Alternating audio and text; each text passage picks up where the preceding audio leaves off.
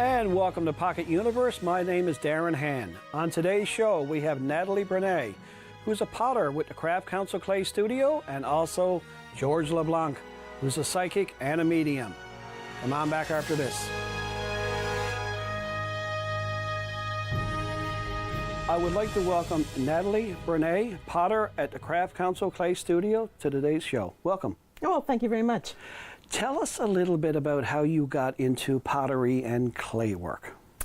Well, it was a long time ago now. I think it was 2005. I was going through a bit of a rough time in my life, and I was looking for a creative outlet and something that would be very physical and soothing. And I knew about the Craft Council Clay Studio, and I went over and checked it out, and I've been there ever since. So what do you do there? I make mostly pinch pots. You take a piece of clay, you start working it out with your thumbs in the middle, and then you pinch and you pinch and you turn it and you pinch, and you spend several hours making it as smooth and thin as I can make it. And it's very meditative and soothing and satisfying, and I end up with pieces that are quite unique. So this is your hobby, or is that what you teach there? I only occasionally teach. This is my particular technique that I enjoy using the most. There are many other techniques that you can use to form pieces out of clay, and I can teach the basics of them to beginners. Clay work is kind of divided into two categories. If you're going to be a potter, some people do what's described as hand building, which means a whole variety of techniques, and the sort of other side is called throwing, which is where you use the pottery wheel. That's a very specialized skill. It's one that I, for one, personally never did learn or really have much interest in. There are many other ways of making plates and mugs, sometimes with rolling out the slab, sort of like a sheet of cookie dough, and then shaping that into the pieces that you want. And various techniques for decorating, and all of that side of pottery is where I like to work. So it's not all based on throwing it on the wheel? No, it isn't. Oh, wow. I didn't know that. I thought it was all, that was the only way, and then everything else was a little extra. Wow. No. So what classes, if you can mention the classes, are available for people to come in and take? The offerings kind of changes season by season. Some of our classic offerings we will do usually maybe a 4-session series on getting the basics of using a pottery wheel, which is a technique that takes a while until you become comfortable enough to reliably produce a piece that actually stands up on its own. It's something that takes some time to develop, so a 4-class series is often a good entry into that side. And then we have other classes that could be just like a single one session, make a mug, and by the end of the day you have something that still needs to be fired and glazed, but that is shaped and that you will be able to take home in a little while. And then we offer series of where you might master a range of hand building techniques. You would make a mug, you would make some plates, you would make some other sort of pieces of functional pottery. You'd have an opportunity to try your hand at making sort of more sculpture, making a whale or puffin. We have a potter who teaches specifically how to make those pieces, and she produces beautiful work herself and is a wonderful teacher. That sounds so interesting. Okay, so let's pick on one, to make a mug. Yes. So you come in, I want to make a mug, I sign up for the program. Yep. I contact the council and I set a date. They'll have a date set for the program? Yes, it will be advertised online. You can find us also on Facebook. And when we have a series, people will register. You come at the appointed time. There will be, I think, a maximum of around 8 to 10 people to a workshop, because the space is limited. And it's kind of a space expansive kind of a hobby to take.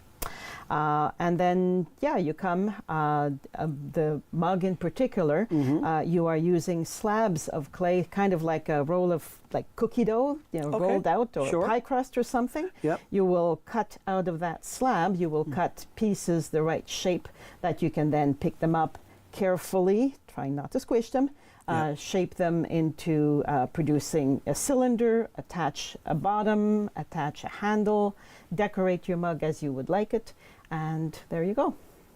There you go. Yeah, it's simple. Oh, it's simple. Yes. So you're going to take something that like cookie dough. Yes.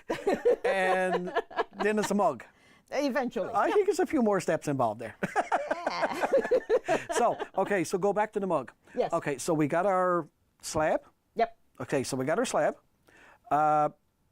How do I know how to make a mug out of that? Is there a template, or is there something that I'm given, or? If you were to take the course, you would get a template. Okay. And that template, the simplest one would be you would simply have a rectangle. Sure. And once the clay is just firm enough, not too brittle because it's going to crack, not too soft that it'll collapse. The clay is just firm enough. You can pick up that rectangle. Sure. Roll it into a cylinder. Yeah. Join the clay at the edges, and that's the main body of your mug. Then you take a circle out of your slab and attach your cylinder to the circle to make the bottom. Okay. And so use the same techniques to attach a handle on the So side. how do you join it all together? Is there a glue for it, or? Yep, just about. The whole technique is called score and slip. Score and slip. Score means that you are scratching the surface of the clay, the two pieces that you want to join together. Okay. Slip is your glue. It's a mixture of clay and water so that it's slippery. Sure. And you apply it to the surfaces you want to join. Yeah. You join the surfaces, and then you really have to sort of blend them together and smooth them over to make sure that the clay kind of bonds at that point. And while you're doing that, you still got to keep the shape of what you're making, your mug. That's right, exactly. Okay. So we've got the mug put together like this. We got the bottom put on.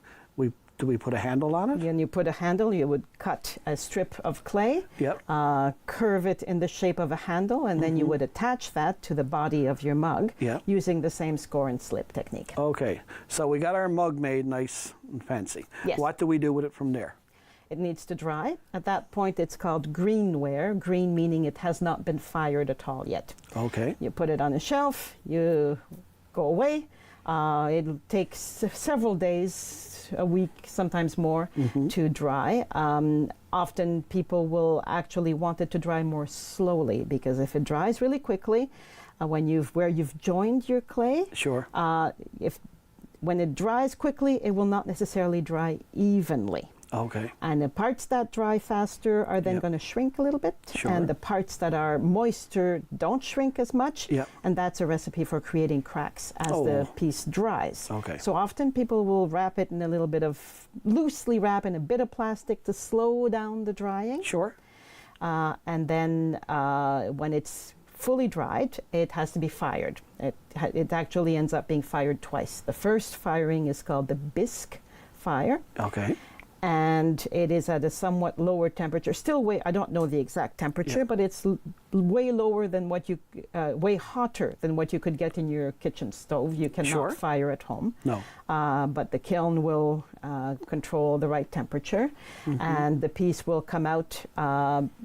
At that point, it will no longer be nearly as fragile, and it will no longer dissolve if you put it in water. If you put the greenware before firing, if you put more water on it, it'll just go right back to soft clay and mush right out. So you don't want that. Okay. After firing, it is now waterproof, but very porous. And then you apply the glaze to that piece. And that's the paints. There's paints that are called underglazes, and there are glazes that may be colored or may be transparent.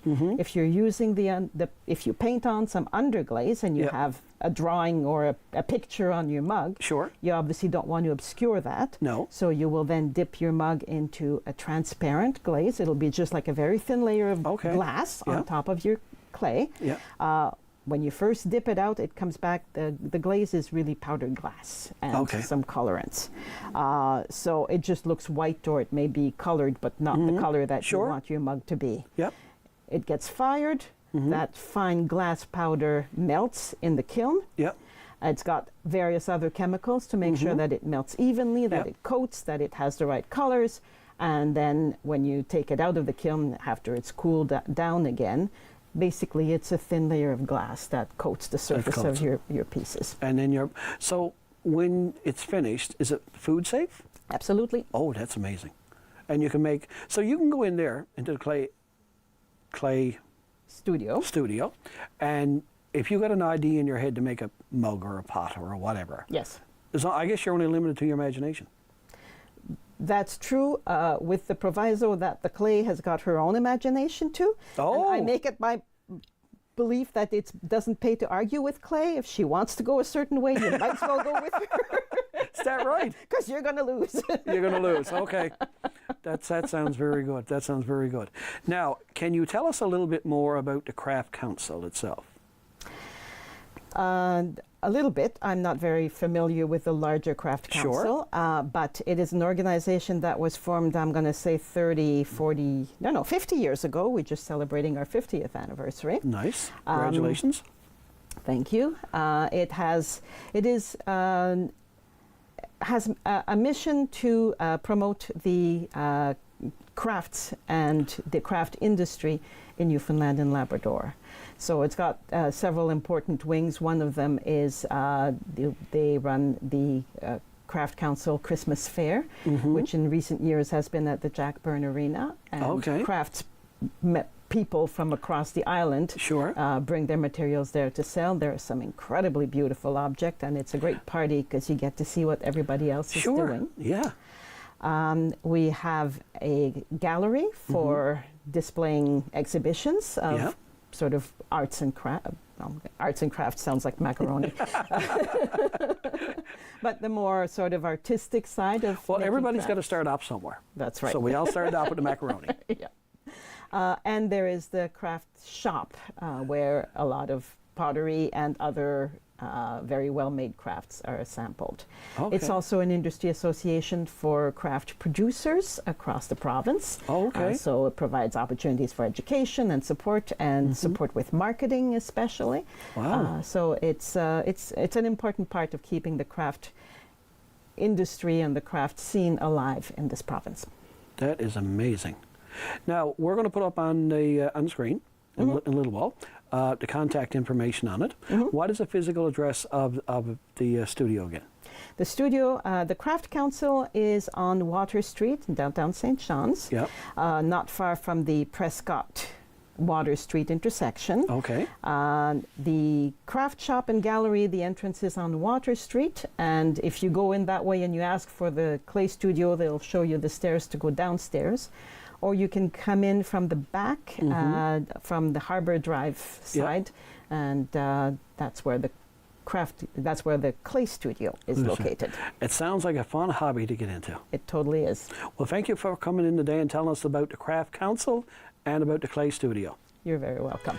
We'll be right back after this. And welcome back. I'd like to welcome to the show psychic medium George LeBlanc, founder of the ASEC. Welcome to the show, George. Thank you very much. George, the ASEC, what is it? Tell us about it, and what is a medium? The ASEC is the Atlantic Spiritual Enlightenment Center. What I am is a spiritualist minister. And as far as I use the psychic abilities, my mediumship abilities, to bring forward what everybody is afraid of. See, through science fiction, fantasy, horror, all that can be based on reality. Okay. So what I do is I bring forth the connection between us, the physical world, and spirit world, to show how that connection works with us in our spiritual journey. So I kind of take away all of the sensationalism of all the different media platforms and, if I can say this, mainstream religion. Okay, yeah. Because we are taught that being psychic or doing mediumship or anything like that is evil and taboo and a no-go. So what I do is I bring all that forward to show people how it is real. It affects us on a daily basis. Yep. And I teach people to tap into their own abilities, because everybody has the abilities to do what I do.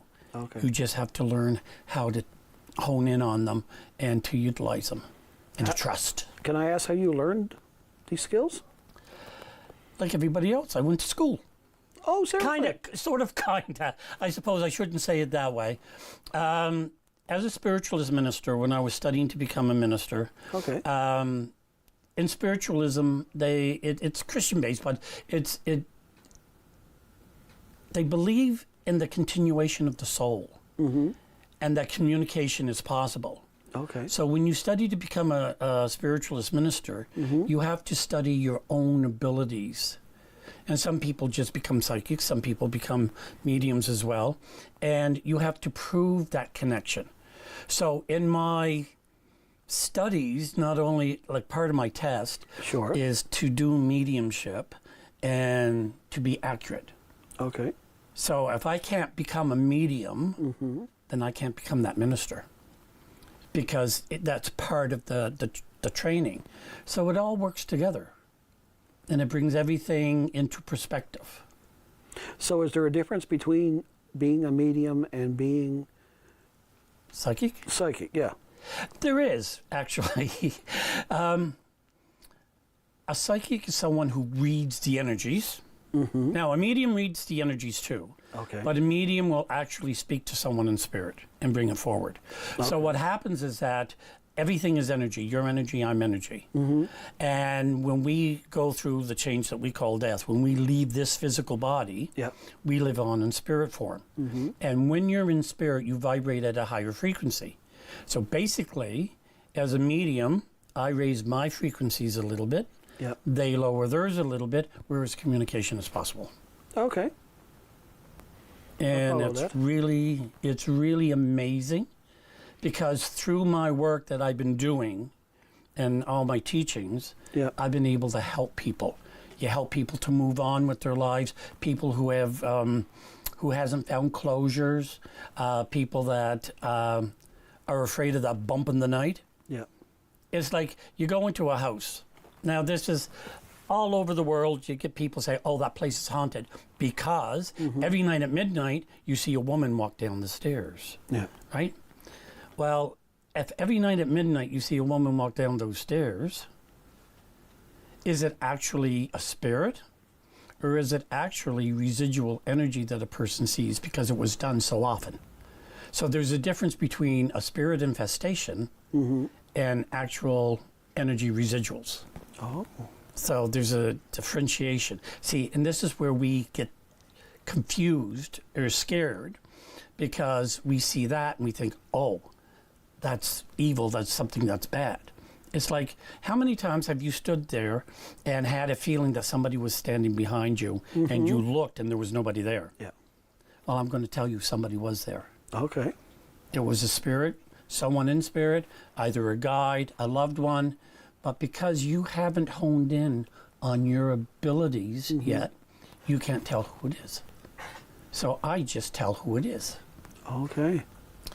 And the way that you see is not, everybody, when you watch a TV program and everybody says, oh, I saw this ghost, Yep. and it was right in front of me. Yep. Well, you don't always see with your eyes, Yeah.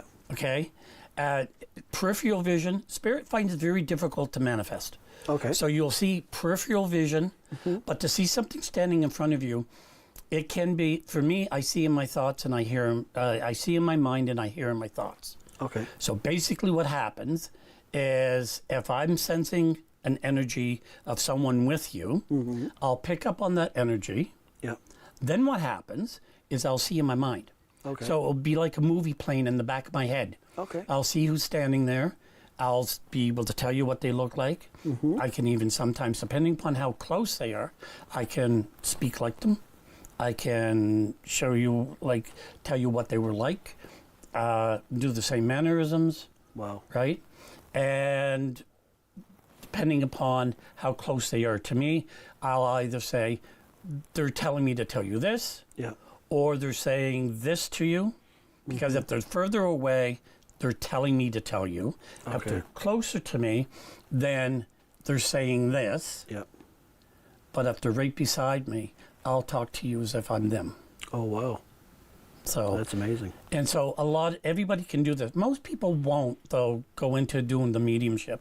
But when I teach people how to tap into their own abilities, they use that abilities to be able to walk their path, their spiritual path, to live a more productive life. Because we all have an intuition. Right. Oh, well, except for men. I should correct that because I get in trouble all the time. Women have an intuition. Yeah. Men have a gut feeling. Oh, okay. Okay? All right. Now, that's the typical thing, but it's the same thing. Same thing, yep. They just don't want to call it an intuition, right? No, that's right. But everybody has it. And so when you tap into that, Yep. you'd be amazed what is out there that you can actually see and do, and how the world of spirit is so much closer. Every religion, every faith, every tradition believes that we live on, we continue in another space. Another space realm. Right? Yeah. So it could be, well, some people call it heaven, some people call it nirvana. Yeah. But what if I was to tell you that the world of spirit was sort of behind you and sort of up about 3 feet? Behind me and up about 3 feet. Now you got me feel. But that's the thing. Yes. Spirit is around us all time. Yeah. We have guides, we have family, we have friends that are in spirit. Sure. They don't just go over to the other side and just stay there and never look at us again. Yeah. They come and they try to help and they check in on us, and especially those who can't seem to let somebody go. Yes. They'll come by so that give them some comfort so that they can say, okay, it's time for you to cross over into the light. Yeah. So at your academy now, how does that help people? In various ways. I do readings, I teach classes and workshops and stuff like that. So basically what happens is that when anyone takes a class or a workshop, it helps them to understand how we can communicate with spirit. Yeah. I mean, we can communicate with spirit in many, many different ways. Yeah. You go to a psychic and they use cards and pendulums and Sure. dowsing rods and stuff like that. Yeah. Some people don't. But in my classes, I teach people how to use these tools that they want, Right. or how to tap into the energies, how to read energies, how to sense energy. Yeah. Prime little example here. Have you ever felt energy?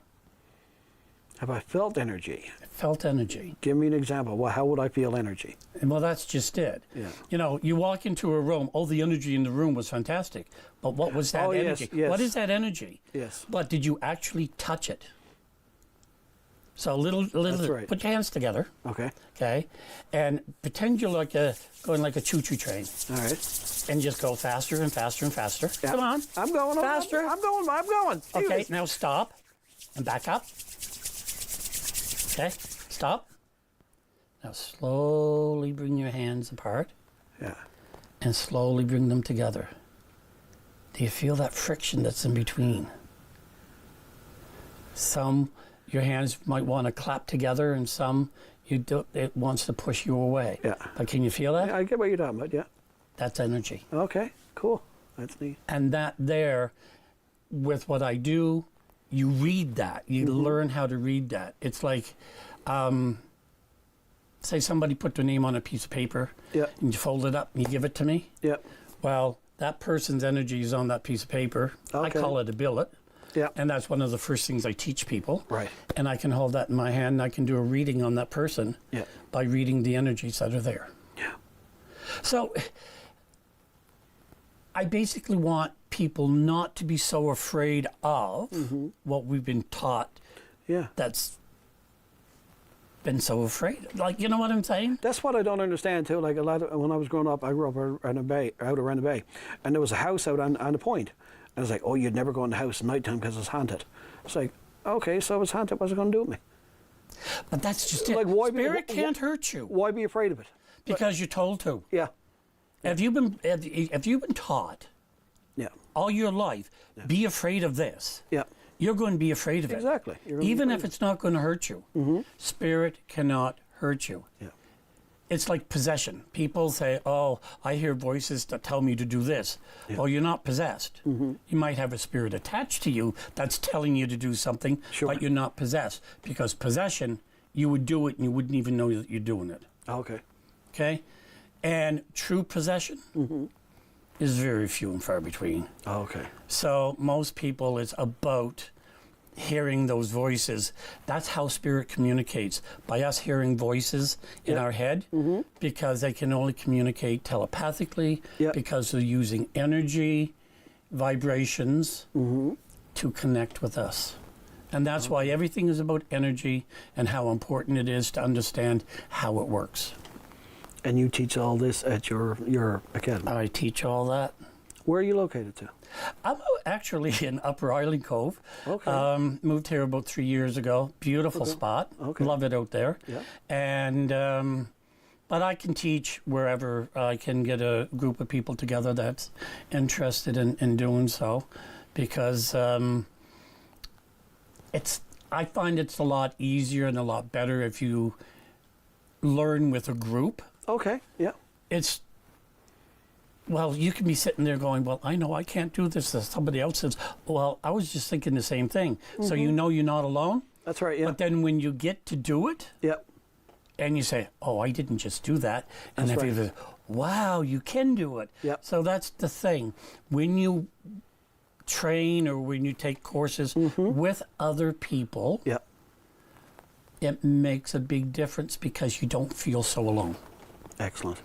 George, how can somebody get in contact with you if they want to know more about you or the academy? Well, basically, you can find me on, I just started a website, atlanticsec.ca. Okay. And it goes all my classes, all my workshops, all my courses, my readings, all the stuff I do, house cleansings, and it's got the phone number, email address, whatever you want. All on the website. All on the website. Perfect. Well, George, thanks for coming in today and having a chat with us. Thank you for having me. And we'll be right back after this. I would like to say a big thank you to Natalie and George for being on today's episode. And also, I want to give a big shout out to Amanda, the owner and operator of Heroes and Hobbies, for letting us come in and film for today. Come back next time.